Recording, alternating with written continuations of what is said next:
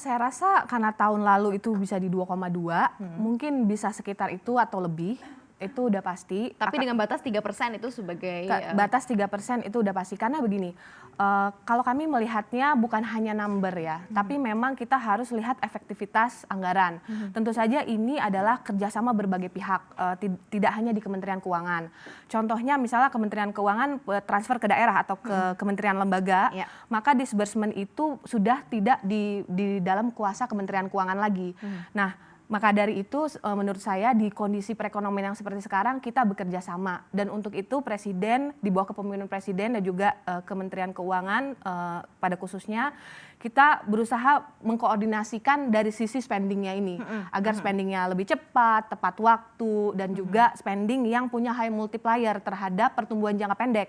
Contohnya spending yang mendorong konsumsi tadi. Karena seperti memang bansos tadi begitu. Seperti bansos, iya. Karena begini, masyarakat berpenghasilan rendah itu kan marginal propensity to consume tinggi sekali ya. Jadi semua income yang masuk akan keluar menjadi konsumsi. Nah, menurut saya yang justru harus kita cermati ke depan, kalau dampak corona ini ternyata recovery-nya tidak V-shape seperti yang diharapkan di awal tahun, tetapi U-shape, maka memang kita harus menyiapkan bullets dan kebijakan-kebijakan lain yang membantu dunia usaha juga agar bisa tetap berproduksi dengan baik. Apa tuh bentuknya? Misalnya begitu, contoh gambarannya. Yang di bawah Kementerian Keuangan sendiri kelihatannya sudah kami coba exercise semaksimal mungkin. Salah satunya adalah kemudahan impor bahan baku.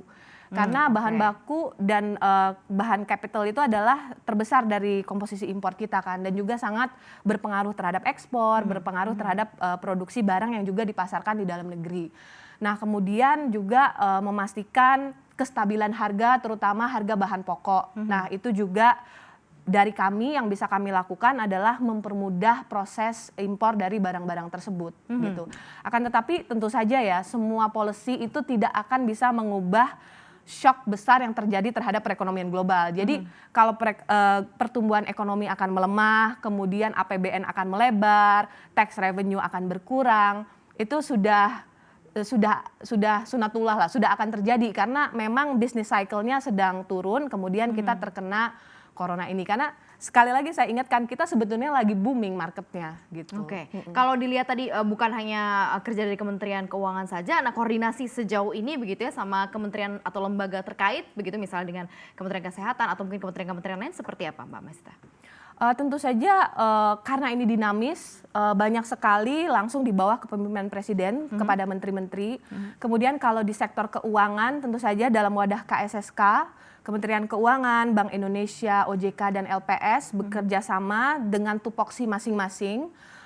Kalau dari kami, seperti yang sudah disampaikan, BI juga sudah menyampaikan dalam siaran pers, kemudian LPS juga dan OJK bersiap siaga juga. Jadi kita melihat dalam semua gejolak ataupun tidak gejolak, sebenarnya pemerintah kan sudah melakukan koordinasi ini. Akan tetapi karena sekarang dinamis, jadi koordinasinya memang lebih dinamis juga bentuknya, dan juga lemparan kebijakan yang bisa ditawarkan pemerintah kepada publik juga akan berubah seiring dengan perkembangan virus corona ini.